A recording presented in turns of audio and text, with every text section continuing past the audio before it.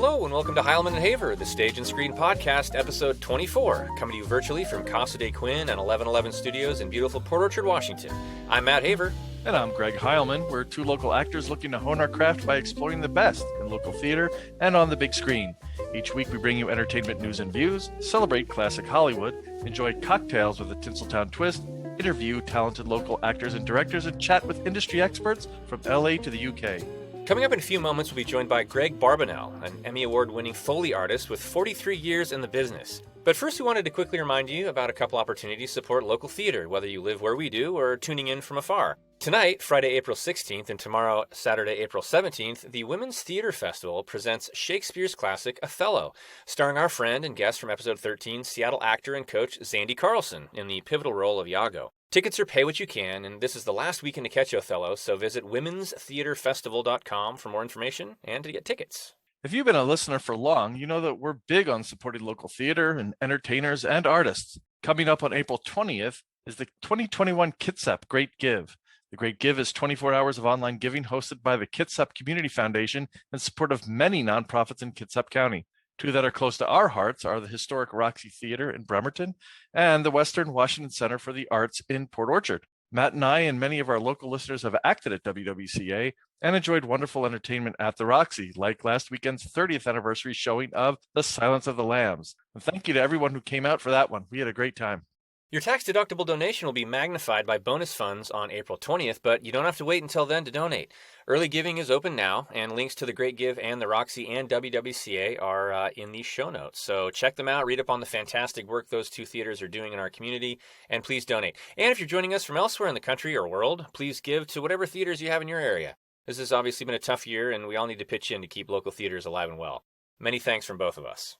And now we're pleased to be joined by Emmy Award-winning Foley artist Gregg Barbanell.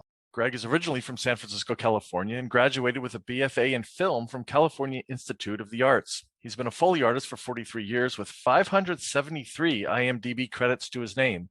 Notable credits include, in film, El Camino, a Breaking Bad movie, The Revenant, Suicide Squad, Little Miss Sunshine, Spirited Away, The Fast and the Furious, Dumb and Dumber, My Cousin Vinny, Point Break, and Wall Street. And on television, Breaking Bad, Better Call Saul, The Walking Dead, Chicago PD, Chicago Med, Law and Order SVU, and in video games and cinematics, Overwatch, World of Warcraft, StarCraft II, Call of Duty, Diablo III, Lost Planet, Gears of War, and Need for Speed. Gregg has received 13 Emmy nominations and one in 2004 for the documentary Dinosaur Planet. His work has also landed him 32 Motion Picture Sound Editors nominations and 9 wins. Gregg has worked for Disney Studios and Warner Brothers and is currently employed at NBC Universal. Gregg, welcome. Welcome to the show. Hey, how's it going? Thanks so much for joining us. Thanks for having me. Well, as a Foley artist, Gregg, you're responsible for producing those sounds that we hear in films, television shows, video games. When it comes to filmmaking, this is a pretty specialized skill and kind of niche compared to a lot of things. Is it something that you've always wanted to pursue?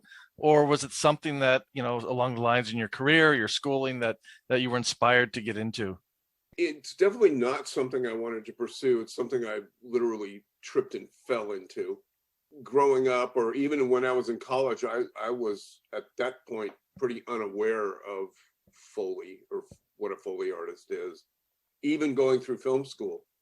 When I got out of college, I started a sound post-production company. We edited all the soundtracks, prepared all the tracks, went to the final mix, supervised the whole thing. And part of that job was doing the Foley. So I jumped in. I went to the Foley stage. I brought what I thought I would need to do what I needed to do. And I discovered I kind of had a knack for it. And basically what Foley is we make sound effects, but we actually perform them. We perform them sync to picture while watching the film or the scene roll on the screen in front of us. We'll perform whatever sounds we're doing sync to picture. So you have to be able to solve problems and get things done and have the reflexes to anticipate what the actor is going to do and what have you. Broken down into 3 parts. First thing we do is we make a cloth track, and then we do the footsteps, and then we do all the props. And that's basically what we do.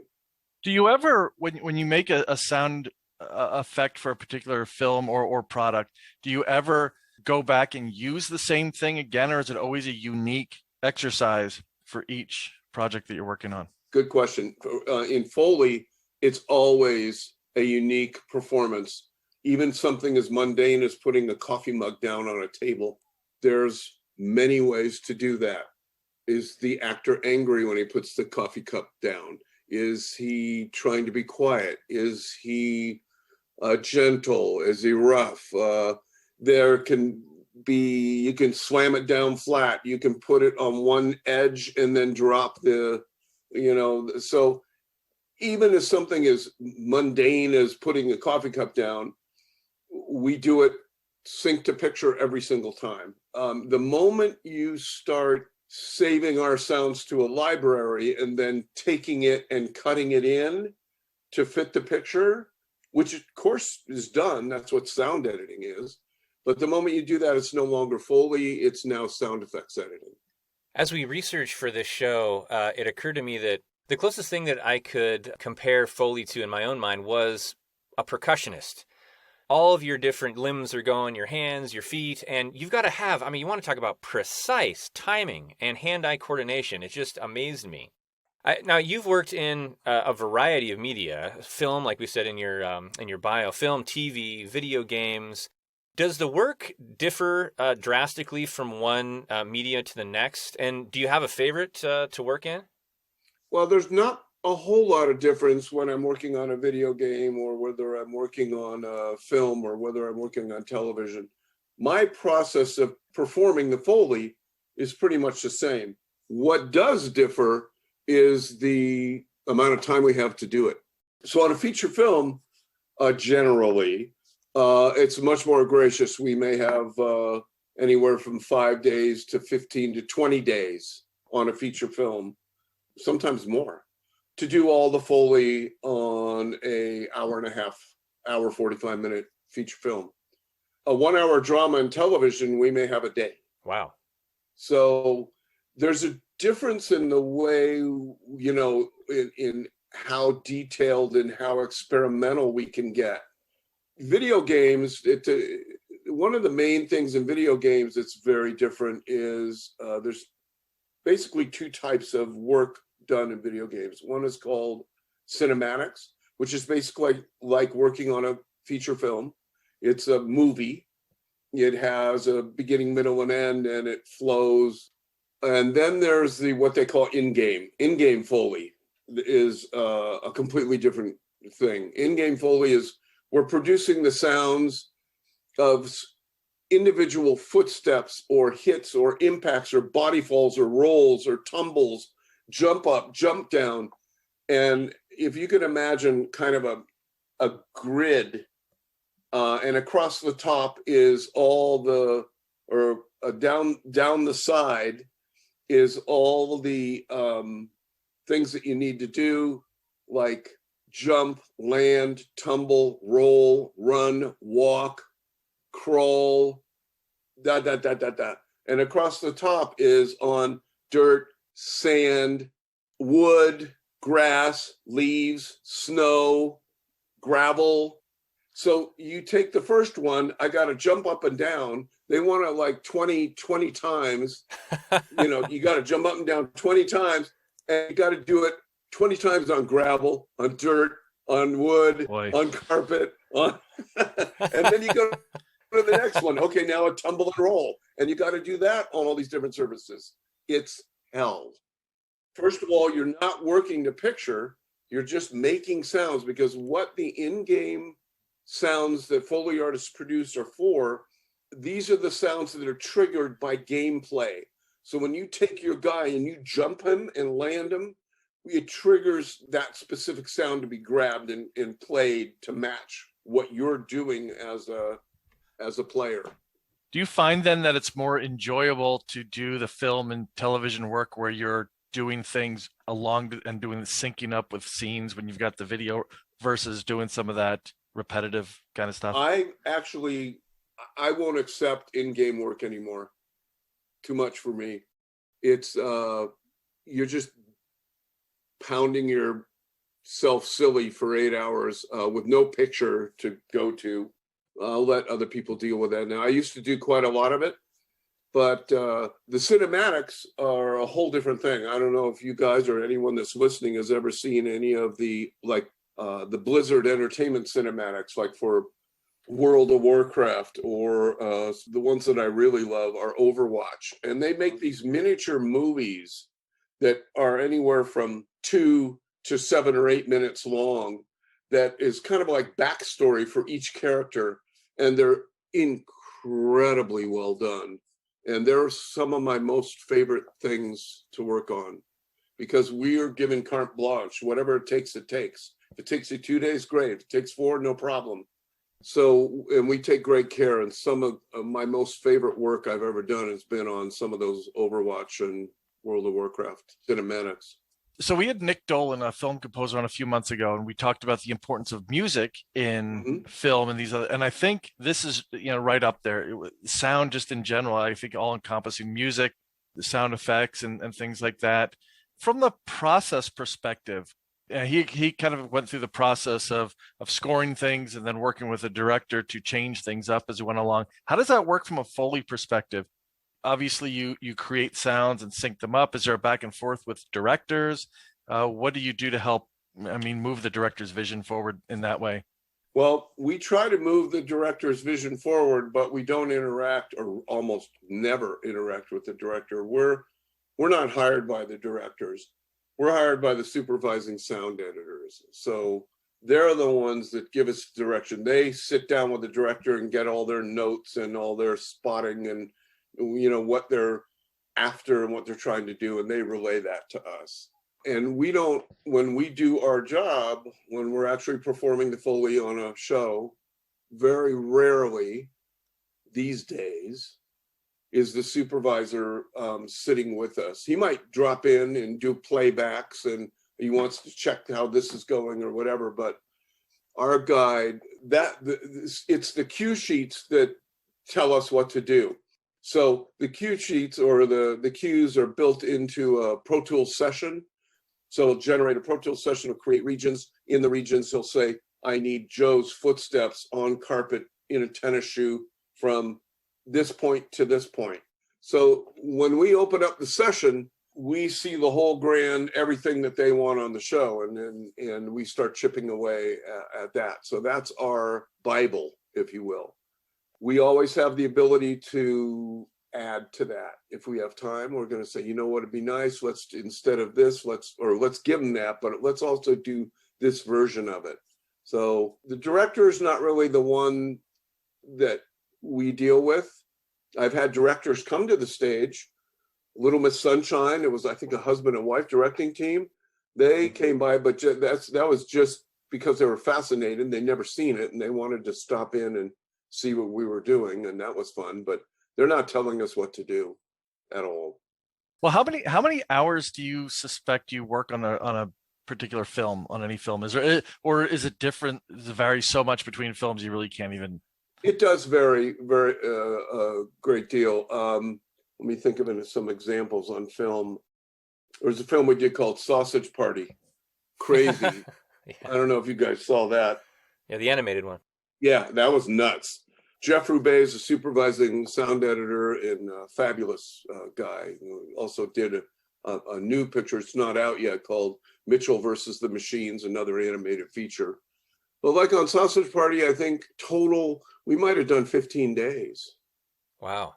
Whereas there are other, I mentioned Little Miss Sunshine. Little Miss Sunshine was an independent, very low budget film that did, of course, extremely well. But they were on a budget. I think we did Little Miss Sunshine in, I can't remember exactly, but I'm going to say maybe 6 days, 5 days. Wow. Something like that.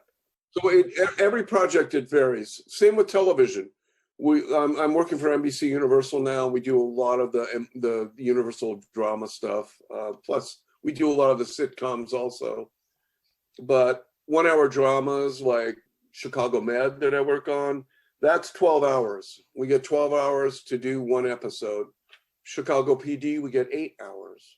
But The difference is that the sound editors take on more of the prop work. So we do less of the props on that than we would on Med. Med, we do a lot. And then the other side of that coin, there are times when, like on Breaking Bad and Better Call Saul, Breaking Bad and Better Call Saul, both a routine episode is 2.5 days. And there were some episodes of Breaking Bad where we would go 3.5 days on a 50-minute show. Very, very rare in television. They give you that kind of time.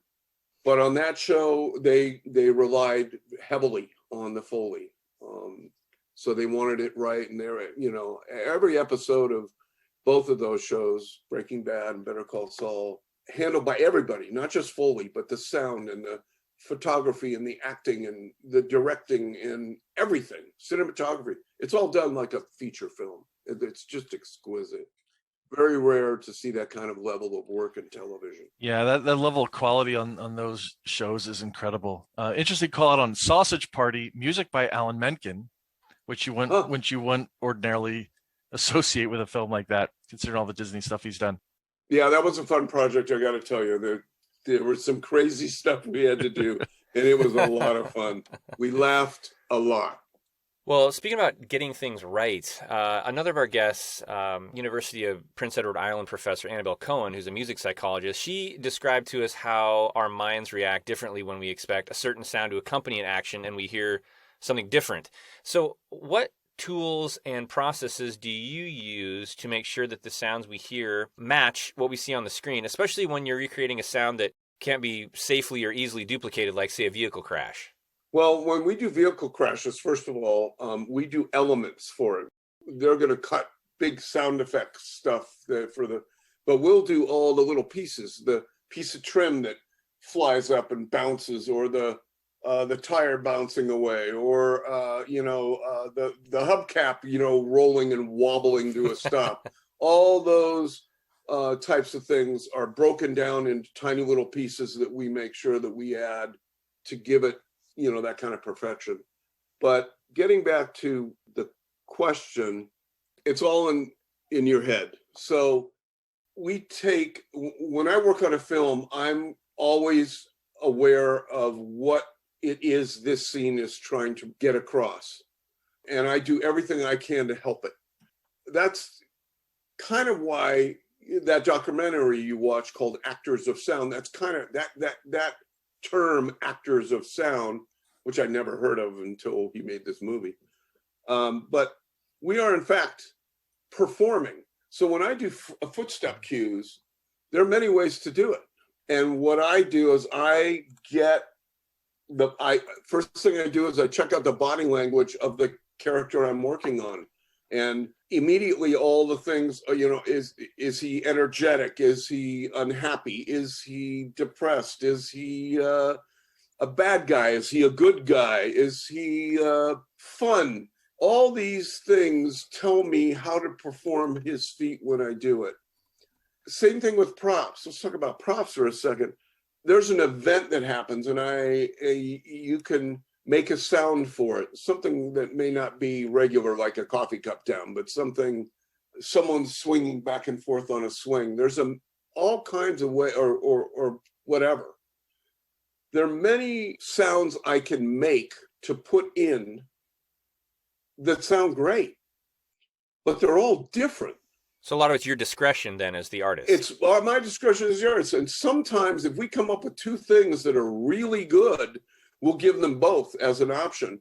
But that's why people hire me or any other Foley artist, is because of the decisions we make and our ability to do what we do as artists to help the picture sonically, and with all the decisions we make. There's a million ways to do things, but I often tell people they'll say, is that the right sound? It's not about right or wrong. It's about what works and it's a feeling you get when you make a sound and you watch it back and you're going, yeah, oh yeah, that's it. That's the one. So it's a feeling. I remember my first exposure to Foley was as a child watching the show Wishbone on PBS, and they took the viewers into a Foley pit and showed how they would chop cabbages and things like that. Yes. It was for something set in the French Revolution, a bit advanced maybe for children, but we've all heard the stories about, of course, using melons, Right. and I think in the documentary they talk about the scene from The Untouchables. Yeah. And the table scene with the baseball bat. So, coconuts for hoofbeats, things like that. We've all heard of that stuff. What's the most bizarre or creative prop you've used to create a sound? Wow. And maybe as a follow-up, what's the craziest sound you've ever been asked to create? I have to, in my off time, I have to really come up with a good answer for this, because I'm often asked this very question. And the body of work over 40 whatever years, I've never been able to, Maybe something on Sausage Party? Something pretty wild, wacky? Yeah, I mean, every project has literally maybe a 500 to 1,000 cues in it. It's hard to think specifically, but I remember on the documentary you were at, I think, like a swap meet or a antique store, and found this really great meat grinder. yes, And it wasn't about making meat grinder noises, but it was about just the squeak. yes, one of my favorite props. Yeah, the plastic handle on the end that swivels on the shaft, that turns so that when you crank it, but this one particularly I found, when you twist it slightly, it makes a beautiful little squeak, perfect for like turning on a tap in the sink. It's that kind of thing, and I use that constantly. Another prop that I stumbled on, I was playing golf one day, this is 25 years ago, I still have it, and they were redoing part of this golf course. They were redoing the sprinkler system in an area, so it was dug up and there was crap laying around. One of the things I found was this come along, which is generally used on semi trucks, and they'll throw a chain over the load and they'll use this thing, and it cinches up. It's got like chain parts and iron, and it's this device that cinches up the cable or the chain to tighten it. And there's one of these laying on the ground, and I looked at it and I stopped and I picked it up and I moved it, and was making all kinds of amazing squeaky sounds and chain and jangly. And I said, oh my God, this thing is amazing. And I unzipped the long pocket in my bag, and I put this thing that must weigh 10 pounds. And of course, I'm walking the course at the time, and I was about as far away from the clubhouse. I finished my round with this extremely heavy golf bag. And I have used that prop countless times. There's a great scene in Breaking Bad. I couldn't even begin to tell you what season. Toward the end, Jesse is in this park at night, and he kind of sits on this swing, and he's kind of rocking and moving around, and I use this prop, and it was perfect. So, a lot of it is luck. You probably can't drive past a garage sale, can you? My son grew up with me going to swap meets and garage sales, and I remember him being like 6 or 7, and he'd like wander off, and we would do this routinely, and he'd come running back. Dad, look what I found. Listen to this. Is he following in your footsteps? No, thank God. No. He works. No pun intended, I guess. Yeah. Footsteps. No.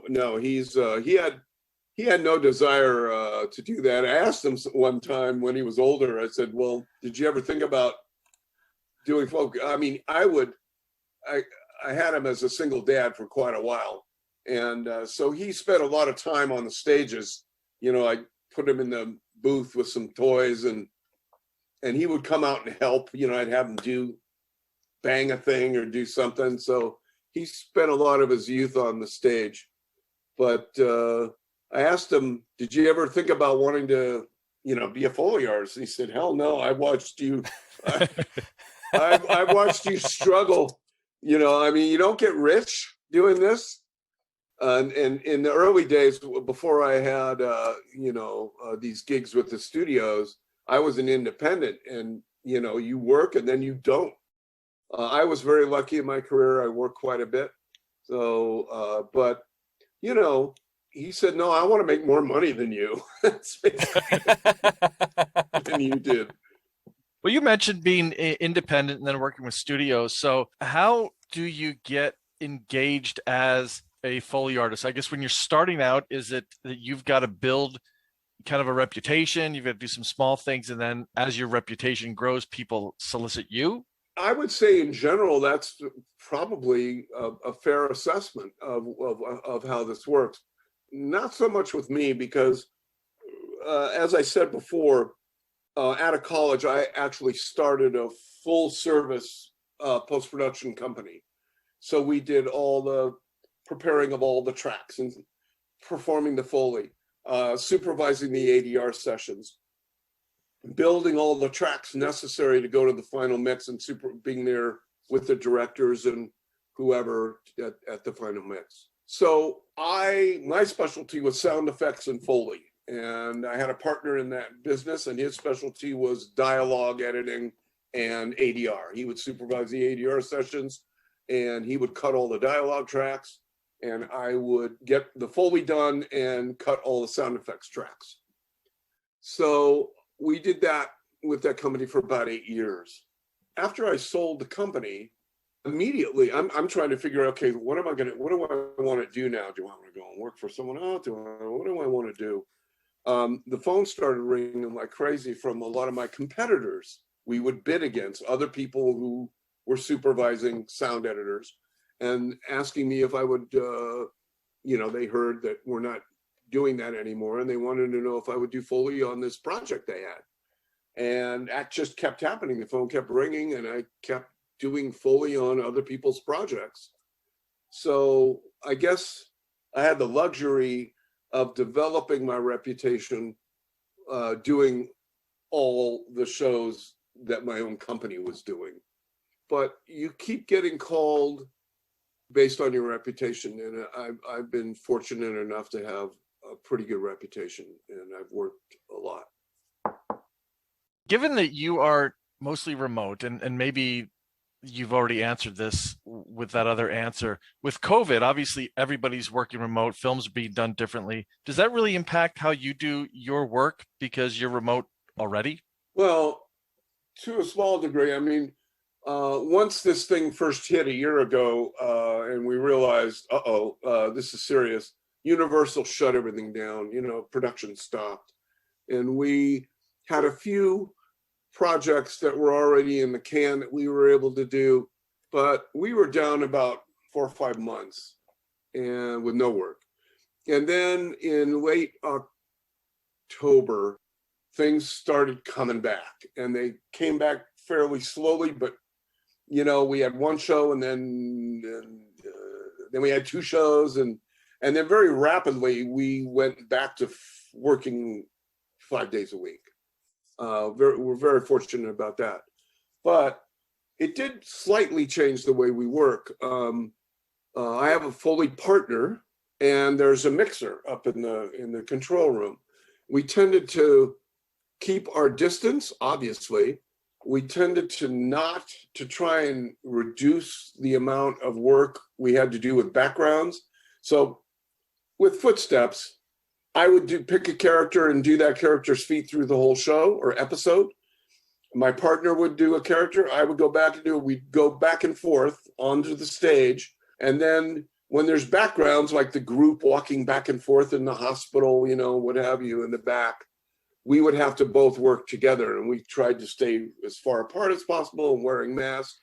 And we tried to reduce that exposure as much as we could. But I was lucky on my crew because we're all very careful, and my mixer and my partner and myself live by ourselves. There's no family, wives, husbands, at home that could increase. So we felt relatively secure, and we were all very careful. For the most part, it didn't affect us. We just tended to do things individually as much as possible. You mentioned earlier the documentary Actors of Sound, which Greg and I both watched this last weekend. And you said something interesting during one of the interviews. You talked about how when you take the element, actually, I think you mentioned this earlier just in our discussion, when you take that human element out of Foley, the job literally just becomes sound editing. And one of the topics that was grappled with on the documentary was kind of the approaching hoofbeats of digital sound effects and the potential loss of studios like Sound One in New York. Yep. Something we brushed on a few episodes back was, artificial intelligence and actors, what that means for live actors. Do you think that digital libraries will ever fully replace human Foley artists? Well, as you saw in the documentary, and I'll mention again, there have been several very serious attempts to try and get rid of the Foley artists. The real problem is the footsteps. Props is basically sound editing. We just perform it rather than having them take something from a library and edit it to make it work, to make it fit. So props is something that they could, and in some cases have, taken away from the Foley artists. Footsteps, they tried. There was a couple of companies that did a massive effort in digitizing all kinds of different footsteps on different surfaces with different shoes. And they digitized tens of thousands of little individual footsteps and slides and what have you. And then they had to hire, of course, some guy to literally, I guess you would dial in, it's a tennis shoe and it's on cement. And then they would literally hit keys, while watching the person walk. And it worked, but they couldn't get around the fact that it was very robotic. That human element, they were unable to replace. I mean, there was footsteps there, but it sounded like crap. Yeah, and I even think that the coffee mug example you made earlier, every time you put a coffee mug with a human weight on it in all the iterations, at some point you'd think that we'd be able to pick up on the repetitiveness or the artificialness of the sounds if it comes from a computer like that. That's exactly right. But it's magnified with footsteps, because footsteps, there's just a great depth of nuances involved in your feet, in the footsteps. The way someone comes to a stop and they'll pivot and turn and toe in and go up on their toes and drop back down on their heels. And some people drag their feet as they walk, or they'll kind of scuff their toe up on the uptake. This would be impossible, and it was proven to be impossible. When I was at Warner Brothers, there was one or two shows where, as the Foley teams at Warner Brothers, we were only asked to do the feet. We no longer had to do props because that was all being done digitally. And I mean, even the things that are difficult to cut, somebody doing some insane fingers drumming, with weird different, I mean, good luck cutting that. Yeah. But they did that, and it only worked for television. They would only do it on television. And I guess they're trying to train the audiences. Don't worry about the quality. It's television. We're going to get away with doing these feet, digitally, and they're trying to, but I don't know how successful that is. I'm not at Warner Brothers anymore. I don't know if they're still doing that. So the Foley artist abides then. Looking forward in the future, would I recommend somebody want to be a Foley artist? I don't know, because efforts are being made. We're a Foley artist to the studio system. We're a necessary evil. It's expensive. The studio's expensive. It's a 3-person team to generate sound effects. When they have some guy in a room on Pro Tools who can cut sound effects, So it's an expensive process, and they would love to get rid of us. But ultimately, the human element is too important. And maybe in the future, it'll become more of a craft thing, that the really special projects will get the full-blown Foley treatment. Well, the mundane, everyday, crappy TV is going to get a lot of digital crap stuff. So will it ever go away completely? I don't think so. I don't think it can. And it's so one thing unique about Foley is it's literally, we're doing the same thing they were doing in the radio dramas. It's decidedly low tech crap. And yet it persists. You can't really do a film or television show without it. It's pretty unique. My first exposure to anything Foley was when Disney opened up MGM Studios in Florida. And it actually, at that point, was a studio, kind of a working studio, and all the shows were focused on filmmaking. Obviously, it's nothing like that now. But they had a show called the Monster Sound Show, where they'd bring up people from the audience. They'd show a video clip with no sound. Then they'd have the people do footsteps and various noises. And I thought that was the coolest thing. And I had no inclination or idea of how anybody would get into doing that, but it seemed fun to me. And I think there's a lot of people that feel that way. But if somebody was to be interested in getting into sound editing or sound effects, do you have any sort of advice? I mean, there's some schools that have programs. I think Berkeley has one and some others in Foley technique, but do you have any particular advice for people who'd be interested in getting into this? Well, sound editing and sound effects is different than Foley. A lot of the good film schools, obviously, sound has become a big deal now versus 25, 30 years ago. Sound is recognized now as a very, very important aspect of the entire filmmaking process. So a lot of the big schools are dealing with that properly. And they're teaching you how to edit sound. They're teaching you how to do what have you. There's only a couple of schools that I know of that actually have Foley stages. Chapman University in Southern California has not only a Foley stage, but what I consider to be a professional quality Foley stage. It's exceptional. And I've been fortunate enough to be asked to go down and teach master classes there. And it's always a lot of fun. And I'm very impressed that they would actually go to the expense and use the space to have a really nice Foley stage. I think USC also deals with it.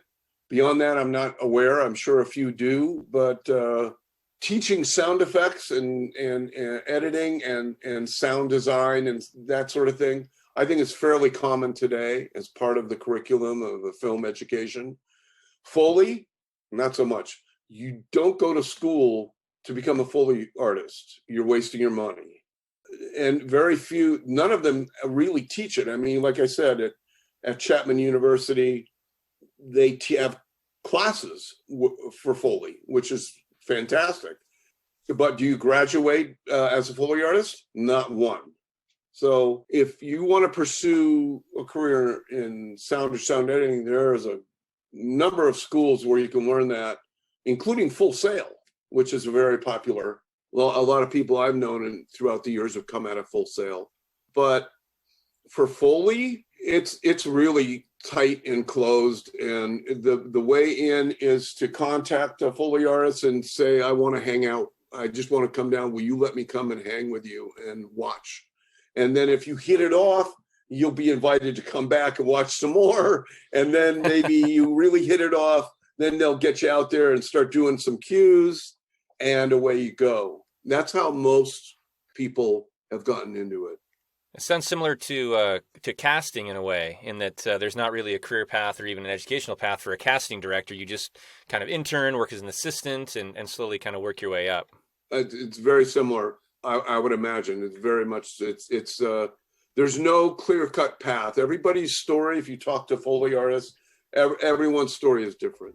So Matt, when you go to LA, you ring up Gregg and then you hang out with him for a little while. And you're good to go. You guys are welcome, man. I would love that. Yeah, you should come and hang out. Yep. Awesome. Yep, you'll buy lunch. We're packing our bags. You bet. We'll be happy to. We need some sunshine. Our guest today is veteran Foley artist Gregg Barbanell. When we come back, we'll chat more with Gregg about some of his experiences working on the AMC hit Breaking Bad, how he added his own touch of humor to 2006's Road, tragic comedy Little Miss Sunshine, and we'll find out what it's like creating sounds from 65 million years ago. So, thanks for listening, and we'll be right back on Heilman and Haver.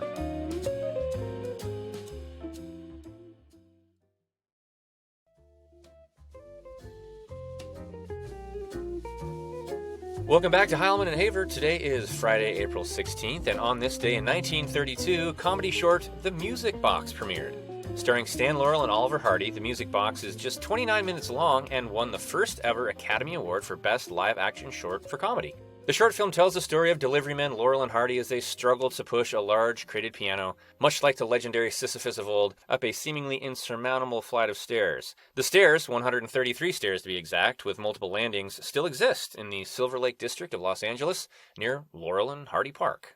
And because that movie was released in 1932, it's part of Pre-Code April, which we're doing over on Twitter to support our returning guest Matthew Turner's initiative over there. So be sure to try to watch that one and any other Pre-Code movies and go out to Twitter and join the conversation with the hashtag Pre-Code April. And then born today in 1889, the man to whom Stan Laurel understudied on the English stage and who roomed with Laurel upon moving to America, Charlie Chaplin. Considered to be one of the most pivotal stars of the early days of Hollywood, Chaplin is most often associated with his popular character, the Little Tramp, with his toothbrush mustache, bowler hat, bamboo cane, and funny walk. Chaplin was the founder of United Artists, along with Mary Pickford, Douglas Fairbanks, and D.W. Griffith, and at just 5'4", was one of the giants of the silent era. Thanks to OnThisDay.com and the Internet Movie Database at IMDb.com for today's trivia. And speaking of the silent era, how ironic that the man whose name would become forever synonymous with the creation of sound for film started his career in the silent era. Born on April 12th, 1891, Jack Foley began his Hollywood career as a double and stuntman, but went on to create the art form and techniques for adding sound effects to films that carry on today. Foley personally worked on films like Melody of Love in 1928, Showboat in 1929, Dracula in 1931, Spartacus in 1960, and Operation Petticoat in 1959, and received the MPSE Golden Reel Award for his life's work. And joining us today is a star of the Foley studio, an artist with 43 years experience and 573 IMDb credits to his name, Gregg Barbanell. So during our first segment, we chatted with Gregg about the art of Foley effects. Now we'd like to hear more about some of the hit shows and films he's contributed to. So, Gregg, in the Actors of Sound documentary, you said that working on AMC's colossal hit Breaking Bad required creating brand new sounds unique to that show. What were some of those specific sounds and what solutions did you come up with? When I first got contacted by Nick Forshager, who was the supervising sound editor on the show, he called me and said, I got a project I think you're going to be really interested in, and I'd love to have you do it. But it's different than anything else you've ever done in that everything is going to be under a microscope. I mean, the amount of precision and what we're going to ask of you is going to be very demanding. And we're going to be asking you to do things that you would normally never do, or you would look at on a normal show and say, there's no way I'm doing that. No one's ever going to hear it. It's a waste of time. And there's a story I tell, which I'll briefly tell again about this was the eye opener for me. Anyway, I told Nick I'd be thrilled to do this, and I was very excited. And of course, it was probably one of the most creatively satisfying projects I've ever been connected with. Film, television, doesn't matter. It was just challenging and fun and creatively satisfying beyond belief. So we're a couple episodes in, and we have a cue. And I talked about, we get on the session, and we print out cue sheets, and it says stick bug walking. And so we go to the number, and we're looking at the scene, and it's a vista. The camera's really low. It's in the New Mexican desert.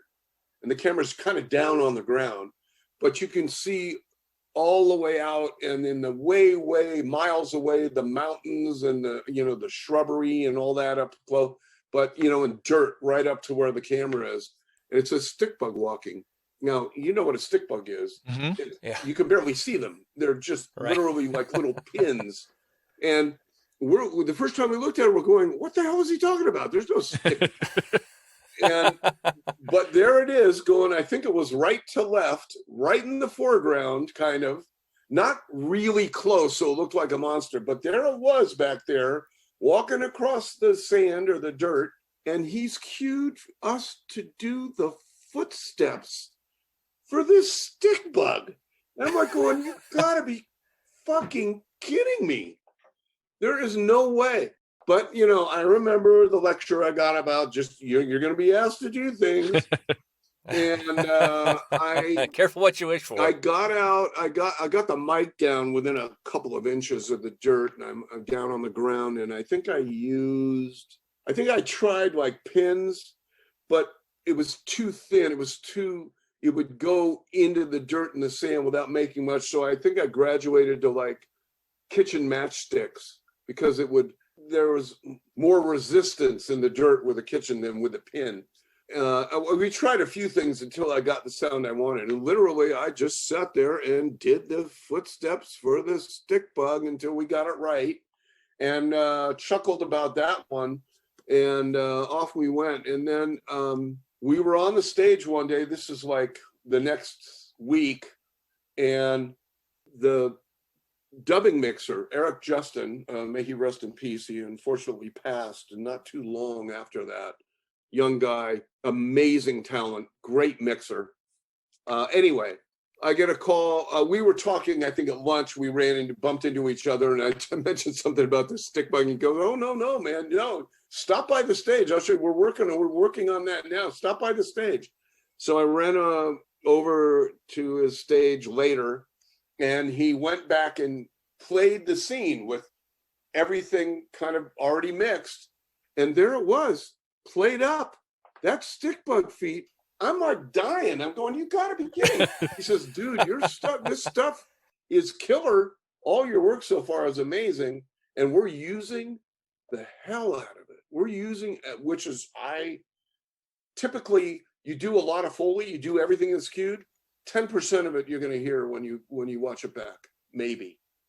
Not so with Breaking Bad. So there's a story of my education on why Breaking Bad was a different thing. And there was another story, the episode of The Fly. I don't know if you remember that. Mm-hmm. There was an episode called The Fly, and there was Jesse and Walt are in the super lab. This is much later on, I think season 3 or 4 or something.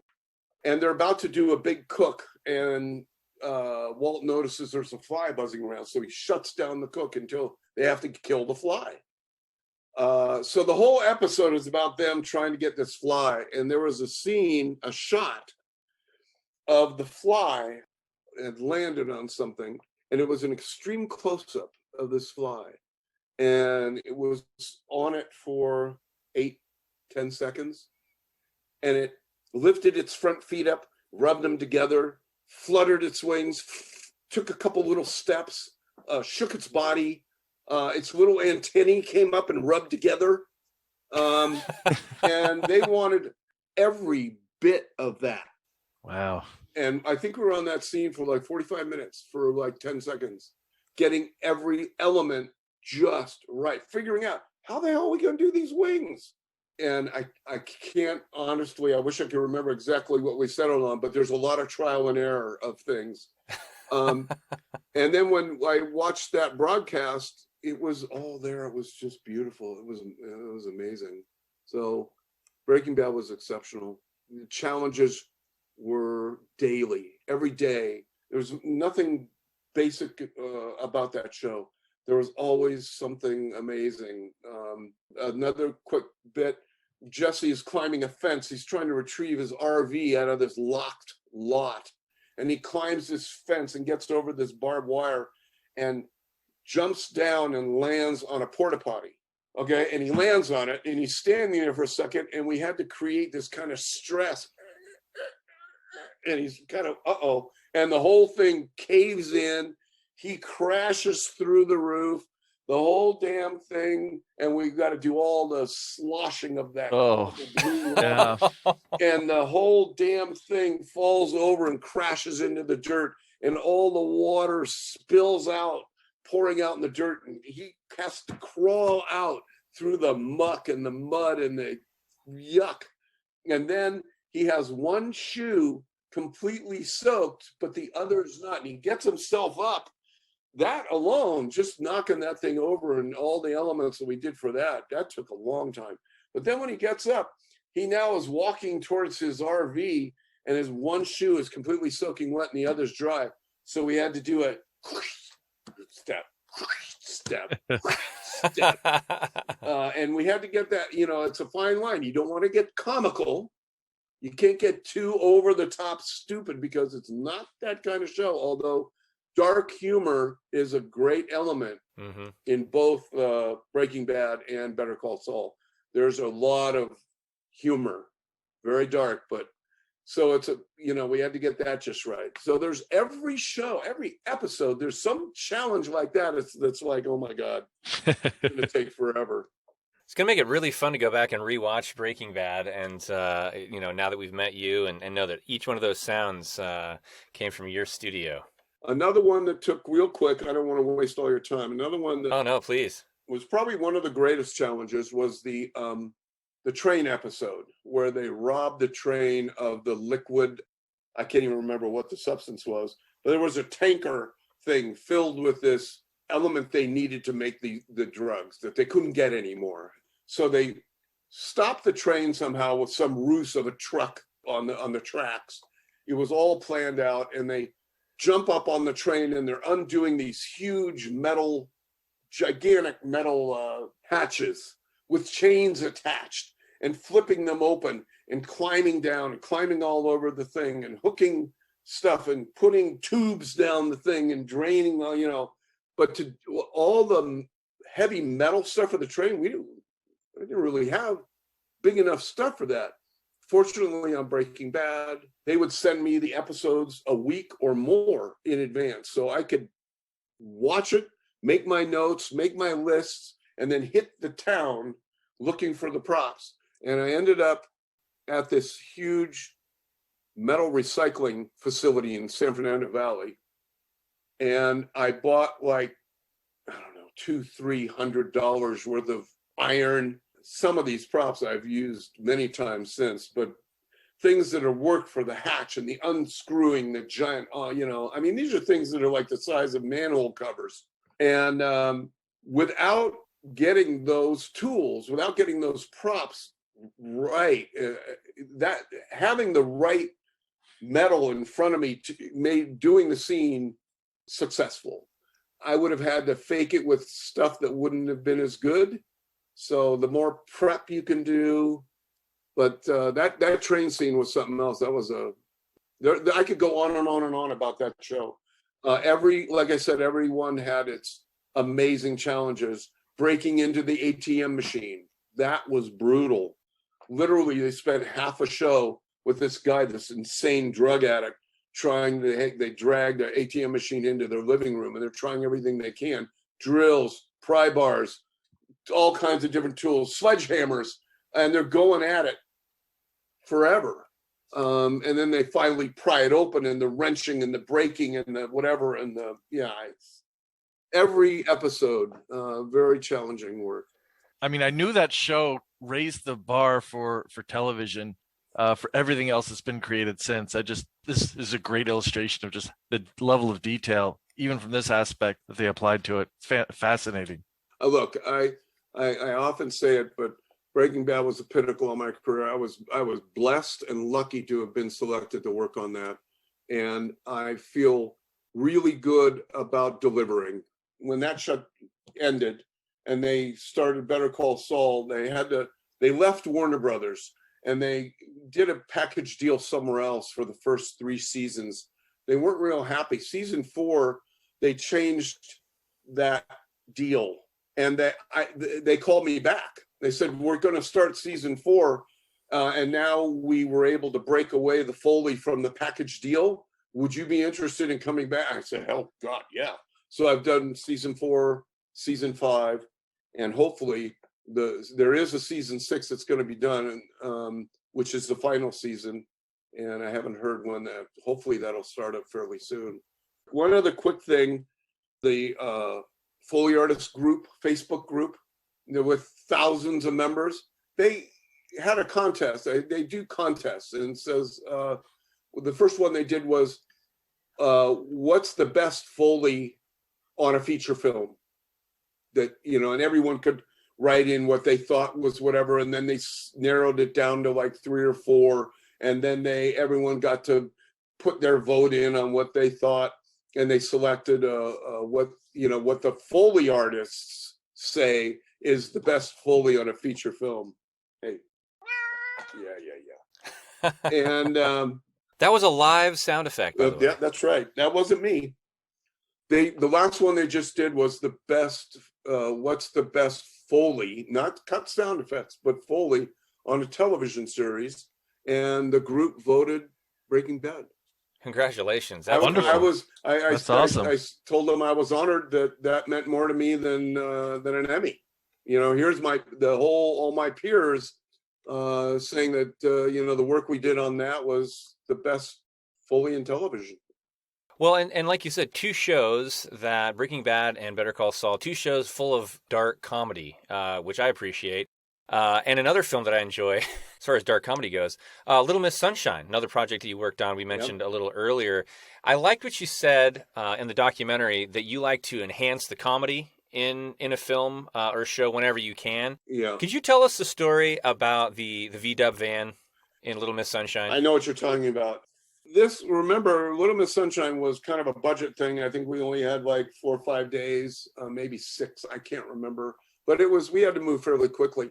And we were completely left alone to do what we wanted on this. And one of the things you remember from the film is this derelict Volkswagen van that the family was traveling across country in, and how the only way they could get it started was by the family piling out and grabbing it and pushing the van to compression start it.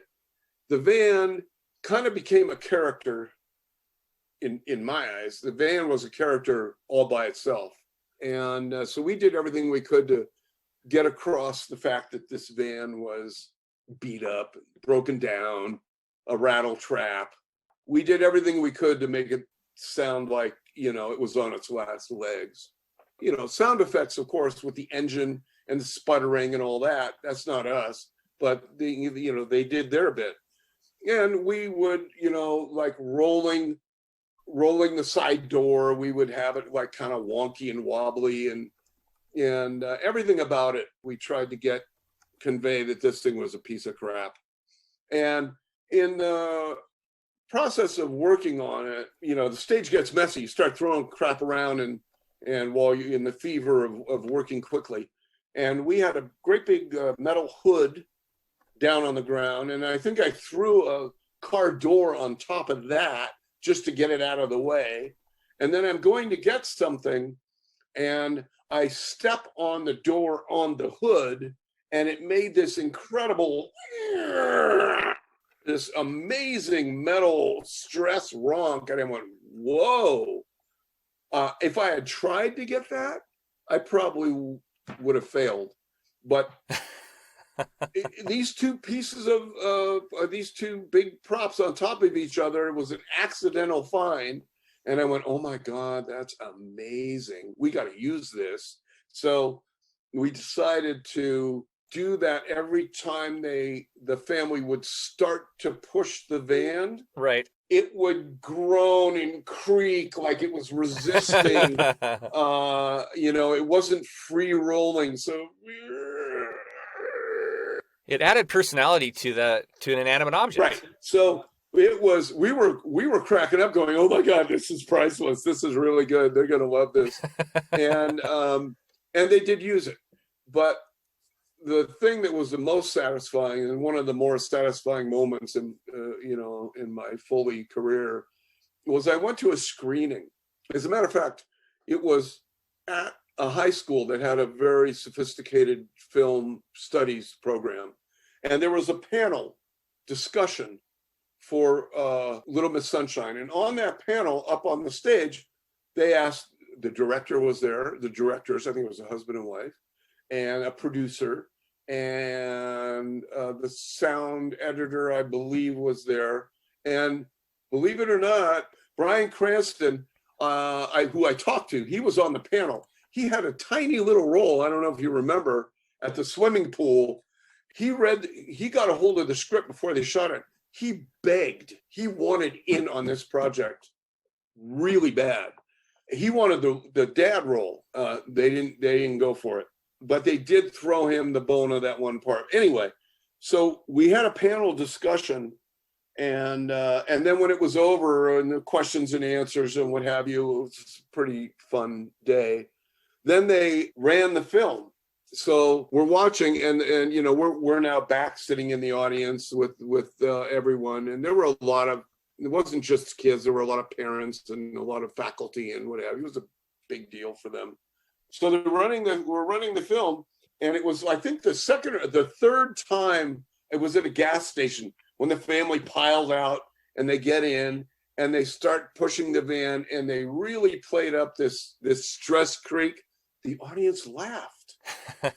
They laughed at the sound effect. Yeah. And I was like, whoa, that's awesome. And it made me feel really good. It's very rare that we're able to do something in Foley that can actually add a laugh to a comedy. And it got a big laugh, and it became kind of a part of the whole thing. And the whole thing was by accident. I was walking to get another prop and stepped on the pile of metal parts, and it made this sound that, and the rest is history. Well, hey, you mentioned, Greg, earlier about the kind of the peer accolades on Facebook, and we talked about Emmys. You've been nominated for 13 Emmys, won almost every year for the past decade, and won in 2004 for Dinosaur Planet. So I can't imagine, and Matt and I were trying to figure this out, how do you recreate sounds nobody's ever really honestly heard? So what challenges did you find, and what solutions did you come up with for that? You're right. Dinosaur Planet being CGI, the whole thing, there is no production track. They're not there recording with a boom mic. It was 100% without sound. So the sound editors, their main thing was the vocalizations of the dinosaurs. Their job was to get the roars and the growls and the grunts and all of that as accurately as, I mean, we don't know. We don't have recordings of dinosaurs, but this is what they do. The job is to make sounds that are believable, that when you hear it with the picture, you're going, I totally buy that. My job was the footsteps was the main thing. And of course that was interesting because they were in water, swamp, mud, dirt, crushing leaves, and a lot of foliage being crushed under these giant footsteps. And all of the eating, crunching of the leaves of the plant-eating dinosaurs, ripping of the foliage and crunching of the leaves and branches and what have you. And then, of course, the meat eaters was a whole different thing. And that's, a lot of work with the chamois and celery and lasagna pasta shells crunching. Yeah. For bone and gristle. Chamois more for blood and gut. And we had to create everything that these dinosaurs did. We had to make sounds for. So again, it's choices. We play around a little bit. We come up with things and we go, "Ooh, yeah, ooh, that's good. Let's get this. Roll." So I was very fortunate to be part of that one that won. Emmys are hard to win, as you know. I've been up for 13. I've got one, and that was a long time ago. Breaking Bad was up 3 or 4 years in a row. Couldn't win. It's a different story today.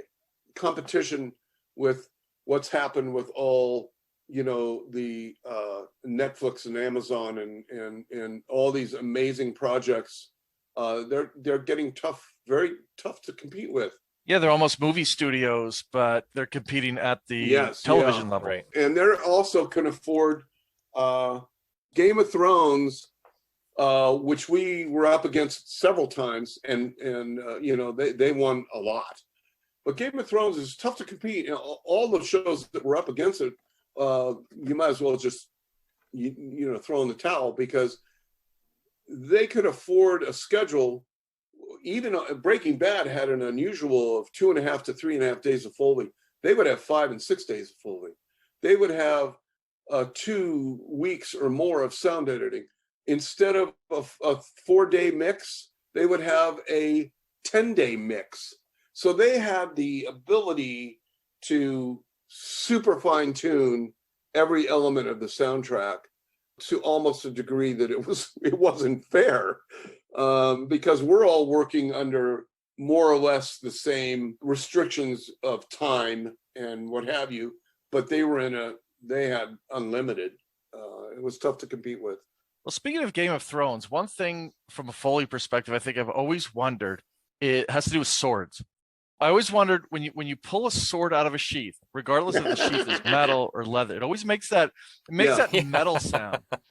And it's what I always associate, and it's obviously it's not the same every time, but okay. What is that well, sound? I do a lot of World of Warcraft, so I know about swords. Yeah, we call it the zing. Yeah, exactly. Yeah. Zing. I try and stay away from what I avoid. I go out of my way to avoid the classic thing that you always hear, that very ringy zing. Look, if it's metal coming out of metal, it's kind of unavoidable. We try and pitch it down to make it sound heavier and thicker. We'll do whatever we can.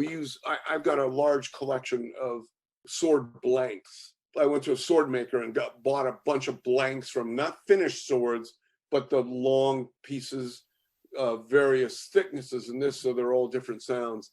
And we play a lot with that. But I try and go out of my way to make them a little different. But look, film is its own reality. We've been taught since childhood to expect to hear certain things when we watch films. Yeah. And if you don't hear that, you might go, well, that's not right. Even though it might be more accurate. So you got to be careful there. You got to kind of satisfy that, but at the same time, you want to put your own spin on it. So yeah, but basically, you do what you think you would do for a sword out, which is take a sword or a sword blank, and getting the right materials. I've got a bunch of swords in various Foley stages that look fantastic, but sound like shit. And it's just cheap metal, it's kind of that cheap touristy metal stuff, and it's just not good. So you've got to get the right steel that's quality. Boiling down again, you got to have the right props to make the best sounds. You got to have the right props. Wow, it's been quite an education. We could have you back and probably just talk about just one of your hundreds and hundreds of projects for sure twice as long. This is fascinating stuff. We're gonna have to come down and visit you. Oh well, you're welcome, and we'll have fun. We'll bring you on the stage and we'll have you do some cues. Deal. That would be serious. awesome. If you ever get down this way, you must call me. Oh, we will, definitely. You guys look like a couple of guys I would enjoy having a few beers with. Oh, likewise. Likewise. All right, great. Well, thank you, sir. Appreciate your time today. You're very welcome. Thank you, Gregg. Yep. Well, thank you again to our guest, Gregg Barbanell. You can learn more about Gregg's work and go behind the scenes with many other talented Foley artists on the documentary Actors of Sound, available now to rent on Amazon. Join us next week, April 23rd, as we celebrate our 25th episode with special guest, award-winning actor and director Frank Ferrante. Frank is the star of the critically acclaimed one-man show An Evening with Groucho, and has been called by the New York Times the greatest living interpreter of Groucho Marx's material ever. Don't miss it. And remember, Heilman and Haver can now be heard every week. You can find us on Apple Podcasts, YouTube, Amazon Audible, iHeartRadio, Spotify, and Pandora. If you enjoy the show, please make sure to follow us and share the podcast with a friend. And of course, we'd love to hear from you, so please join the conversation on Facebook and Twitter and email us with thoughts and comments at heilmanandhaver@gmail.com. And until the footlights come up again, thanks for supporting local theater and for joining us here on Heilman and Haver.